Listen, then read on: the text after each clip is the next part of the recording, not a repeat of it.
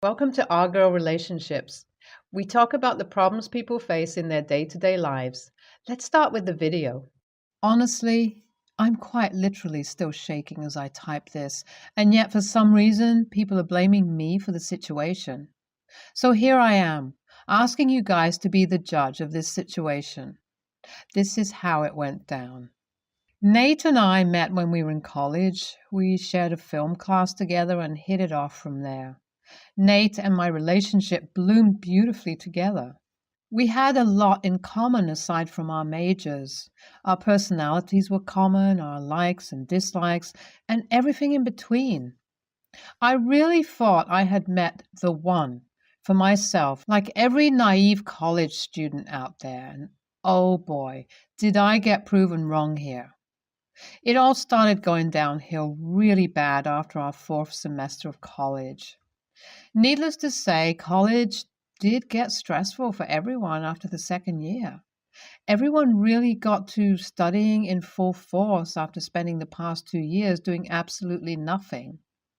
Nate and I, too, jumped on the bandwagon of studying, and as a result, our distance increased. And needless to say, any normal, loving couple would wait through the distance and stress-filled year and rekindle the relationship once they had the time to do so. But Nate, of course, he couldn't keep his hands to himself. That is when he cheated on me for the first time, and guess what, guys?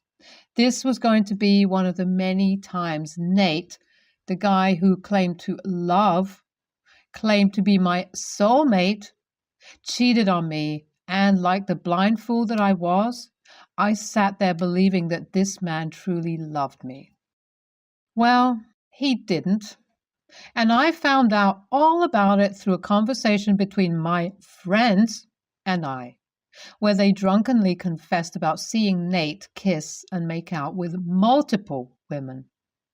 Nate wasn't there when they told me all about it, but it didn't take long for him to realize that I had found out. So the love bombing began. He started to show me a side of him that I only remember seeing when we first began dating. Nate tried and tried and tried for months and for months. It wasn't just Nate. Nate's parents, friends, and everyone that Nate possibly could drag into this mess of a situation got dragged in, and they all tried to convince me to get back with him. I don't know what it was. All of Nate's pathetic attempts failed for me, and honestly, after what happened, I'm glad, because good riddance, y'all. So, onto the actual situation. After reading much of this background, I'm sure you guys must have understood my growing resentment towards Nate. It was this month that I finally realized that Nate and I are just not meant to be. Call me evil, call me great, call me slow for it. It's just the fact that I couldn't get myself to accept the truth, you know? And oh boy, when I did, I didn't expect it to go so horribly. I mean, Nate's reaction to me telling him that I wanted to break up with him should have given it all away to me. But I thought it was normal. I was in the mindset that his reaction was normal just because we had dated each other for so long. But well, I was proven wrong because right after a week of us breaking up, and very shockingly, right as I was about to grab a coffee at our local cafe, I was caught completely off guard by the setup that Nate pulled on me. The coffee that I grabbed had a note on it which said, "Will you marry me?" And just as I turned around, I saw Nate kneeling down with a ring in his hand, asking me if I'll marry him. My mind went completely blank and numb for a second. I was processing this moment all the while the workers at the cafe and Nate's mom were recording what they thought was a glorious moment. The moment was definitely glorious, but not in the context that Nate and everyone around us expected. I definitely did give them all a priceless reaction, one that would stick with them possibly forever. I told Nate no on the spot. I set down the coffee on the counter and explained to Nate, along with everyone else in public, why I was doing what I was doing. I told Nate that our relationship wasn't going to be fixed by this proposal, and we absolutely cannot come back from everything that he did to bitter our relationship. Nate's face turned red and he got up. His body language immediately screamed aggression, while everyone else around us looked like they were busy processing the moment. It felt like at this moment, it was just me, Nate, and his mom. I felt threatened, and just as I could say anything, Nate's mom dragged my hand to get me to accept Nate's proposal. As a way to defend myself, I pushed her hand away from me immediately. I guess this pushed Nate to the edge, and he grabbed my arm, asking me stuff like, "How dare I touch his mom?" Tears began rolling down my eyes, and in that shaken state of mind, I pulled out my phone and called up the cops to file for harassment charges. The cops showed up soon after and inquired around, checked some of the footage, and arrested both Nate and his mom, who kept yelling at me and telling me that I'll regret what I did. Saying that I'm shaken up by this situation would be an understatement. I'm horrified by everything that has happened, but still, there are some of our mutual friends and the workers at the cafe that blame me for the turn that this situation took. Firstly, I'd like to thank you guys from the bottom of my heart for being so kind and helpful in your comments. Not a lot has happened since I posted my original post, but I've been going in and out of the lawyer's office along with my parents. It's definitely been hectic. I had to speed up a lot of the things I've been working on, such as moving out of Nate and my shared apartment. I've decided to move in with my parents for the time being because I really cannot risk being around Nate after all that he did and did not feel an inch of empathy. It's definitely been a difficult shift, and I'm aware of the fact that this is not the end of it. In fact, I'd even say that this is the beginning of days and days of hard work to get myself away from this trouble I've gotten myself into. For now, I can only hope that I can give you guys positive updates, one after the other, just like this one. Thank you all once again. Hi guys, I know it's been a month since I posted my last update, but honestly, there's so much that happened. I think it'll definitely take some time to process things and then post an update. But here I am, guys. In this update, I'll talk about what happened after I pressed charges on Nate and his mom. Well, I cannot go on the legalities of this situation because my lawyer has strictly warned me against it. Mostly because the reason that Nate and his mom are going absolutely crazy over trying to find something to drag me in court over, and there are extremely high chances that they may check my social media. So I wouldn't be going in too deep, but to keep it all sweet and short, this situation is going to the court because it's not only Nate and his mom, but after reading all of you guys' comments, I have realized that it is also the cafe and their shameful comments towards me that need to be considered. So I've also discussed with the lawyers if there's a possibility that I can do something about it. The lawyers informed me that it would indeed be better if I sue them for their comments and behavior because otherwise I could risk losing them to Nate and his mom. It's truly been a hell of a ride lately. I probably more friends than I ever had, but yet I'm the happiest I've ever been. I guess after all, this is truly how the recovery phase that everyone seems to be talking about feels. At this point, I'm simply just waiting for things to fall back into place, without the additional tension of Nate, of course. Phew, the fact that I'm updating this post after a whopping 8 months must tell you guys how much I've genuinely been through. These past months have been so bittersweet. Bitter in the sense that I lost what I thought were my people, and sweet in the sense I lost the people who weren't actually my people. Does that make sense? I hope so. But regardless, enough of my sentimental stuff. I'm just here and happy to say that my constant struggle is over, and I'm finally ready to flip the page over to something beautiful in my life. I have finally finished moving out of my parents' place, cutting the horrible people in my life, and most importantly, getting a restraining order against both Nate and his mom.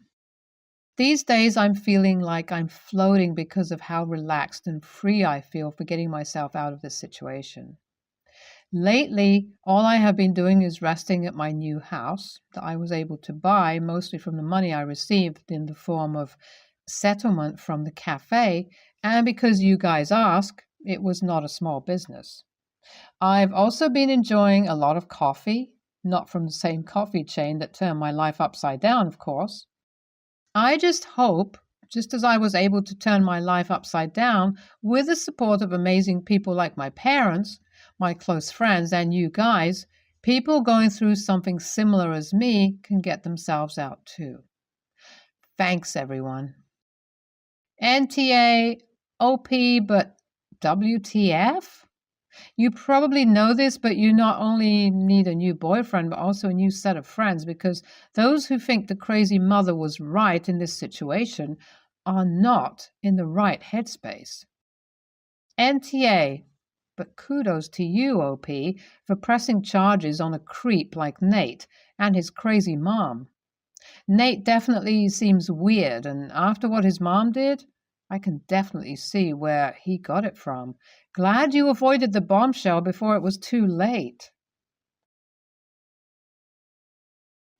I am 27, male, and work as a paramedic. I recently moved back to my parents to assist my mother with my father's care. I have a brother, Jack, 28, and Tim, 22, male, who lives at home with sister-in-law. Jack has an extremely toxic relationship with the girl I'll call Abby, 25.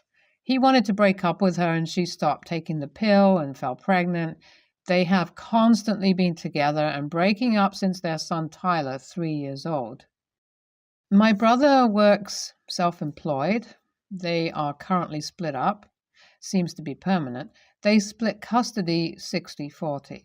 Abby refuses to talk to me since I told her I didn't want anything to do with her. My parents dislike her but tolerate her for Tyler's sake, but I do not need to have a family relationship with her. Abby has started now asking my father a lot more to babysit Tyler because my other sister-in-law has told her she cannot babysit because her plate is full with their 3-month-old. My father cannot say no, so always says yes, and every time he does, it ends up being me babysitting him because my dad physically cannot care for himself.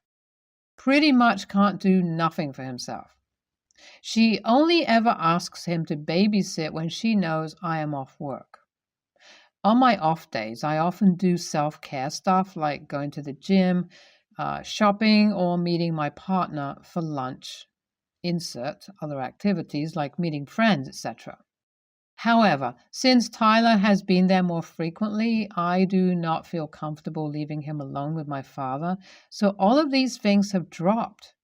Being a paramedic and part-time caring for my dad, self-care, is extremely important, and it's a bit much caring for both my dad and a 3-year-old child that is not mine. Anyways, I had enough and messaged Abby that she needs to stop asking my father to babysit because it falls on me to look after him because Dad is in no condition to do so.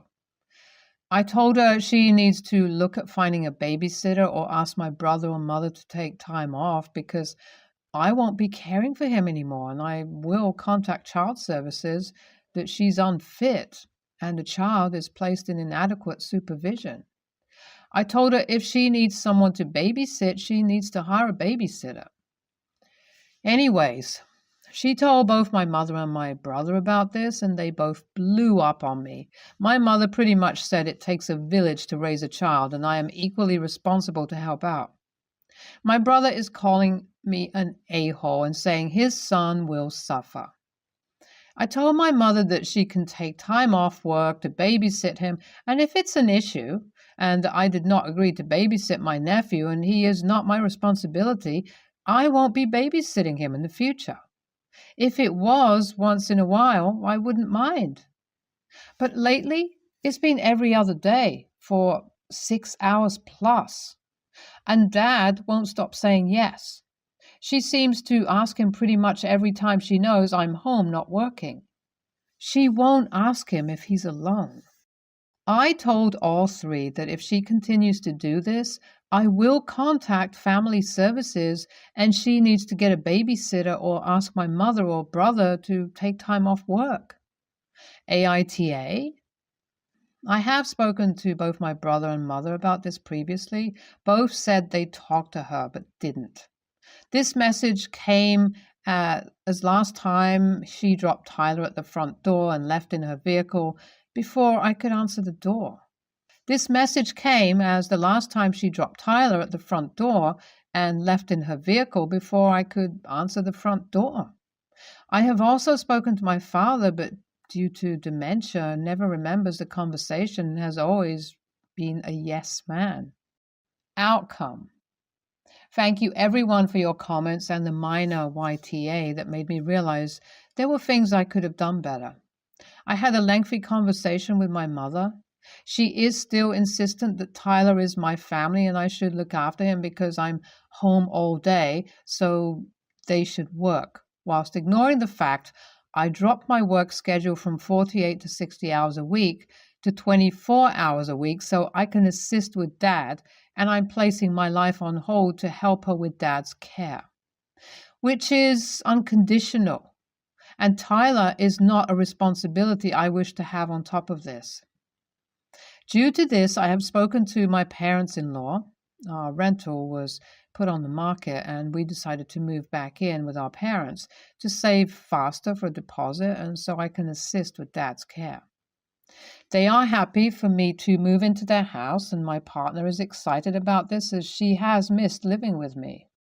I've decided this is the best thing to do, given my mother refusing to listen and family comes first crap, and also gives me a positive place to wind down that isn't work or a caring environment which I don't switch off from. I've set boundaries that I will still support my father but will not be living there, and that if Tyler is there, I will leave him with my dad and leave. Due to this, my mom did message Abby and told her that she cannot ask Dad to babysit anymore because of me. Opposed to the fact Dad physically cannot babysit a child, let alone care for himself. She is upset at me, and Abby has said I have made things extremely difficult on them when I could babysit because I'm home, so she can work because she's struggling. She constantly goes out for drinks and dines with friends for brunch and always spends money and pays close to no rent. I told her my only responsibility is my dad being comfortable and I won't be responsible for Tyler, and she can get a babysitter or make my brother look after him. My brother is refusing to talk to me and is upset. I had a minor chat to him and pretty much said I'm making career sacrifices to care for our dad's needs so he can make sacrifices to raise his child. He hung up and I haven't spoken to him since. My younger brother and sister-in-law are supportive and they are on my side. I've told my sister-in-law that I would still be comfortable looking after their babies so she can clean, shower, etc. if I'm at the house.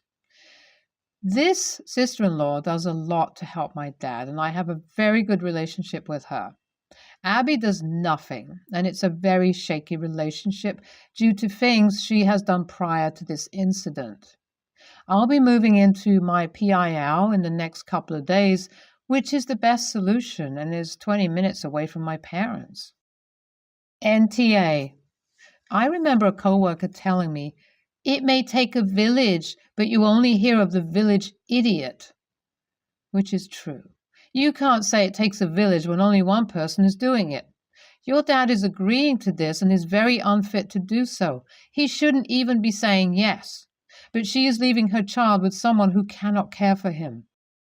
So she can either be a responsible mom and find adequate care, or anyone else can step up. My friend asked me to be his best man, but I had to say no. He seemed genuinely hurt, but I just couldn't do it. I've always been a shy, socially awkward guy and have never been good at talking in a social situation. Which is weird as my profession is as a DJ. But my absolute worst nightmare is to stand up in front of a crowd with all eyes on me and give a speech. I have literally had nightmares where I've had to do this. When I was at university, I had to take drugs to be able to do any type of oral presentation. It got so bad that my tutors just stopped asking me to do them, which was absolutely fine with me.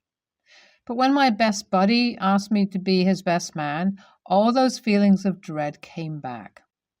I said I would have to take a couple of days to think about it, which I'm pretty sure hurt him.